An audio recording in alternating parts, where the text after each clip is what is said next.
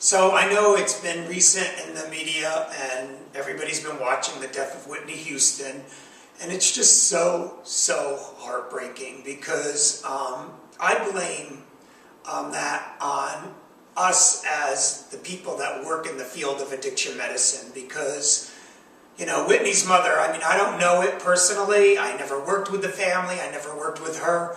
But what I do know is what everybody else knows.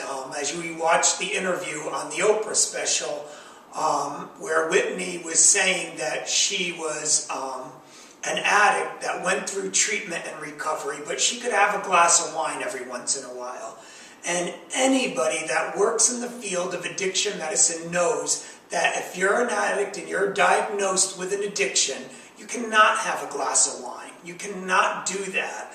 And so for her to be able to say that on national TV, admit to it, shame on us. Shame on us as a medical community, a medical, educators on addiction medicine, to not really challenge that and say, no, that's not true. You cannot do that, Whitney. And I feel so heartbroken for her mother and her family and her daughter, because Whitney's mother did everything possible. She did everything possible.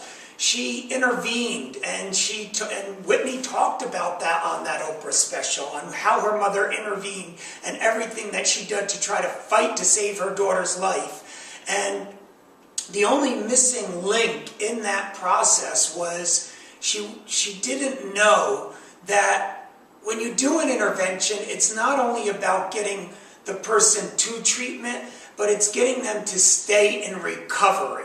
That consequence that she talked about in that interview of showing up with 2 police officers and showing up with, a court order saying, if you do not seek treatment, I'm taking your daughter with me and I'm going public that you're a drug addict, that needed to be the consequence for her to carry out in long-term recovery.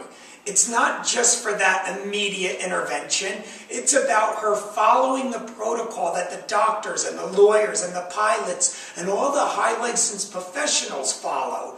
They follow a protocol for 5 to 10 years that gives them an 80 to 90% success rate. That's where the missing link is. Why didn't we give the mother the information she needed to hold that boundary firm? And it's just heartbreaking. It's just so sad. But don't let Whitney's death be in vain. No, yes, if somebody needs treatment and recovery, they cannot have a glass of wine. They cannot do a little bit of drugs. They cannot do prescription meds. They can't do mind-altering substances, period, unless if it's monitored by one doctor, not doctor shopping and getting medication like we see all over the news that these celebrities are doing and other people, your loved ones, are doing. No, one doctor is prescribing and that's it. And they understand that your loved one is an addict and they suffer from the disease of addiction, and not to overprescribe.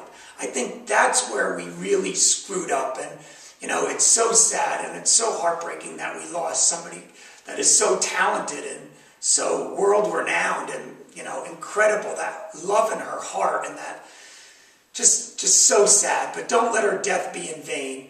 If you have a loved one that suffers from addiction, make sure that a glass of wine is not okay, and make sure that that treatment is not the end-all. It's about long-term accountability and holding that consequence for 3 to 5 years. If they are not going to be in recovery, you need to come back and reinforce that consequence. And that's what helps save people's lives.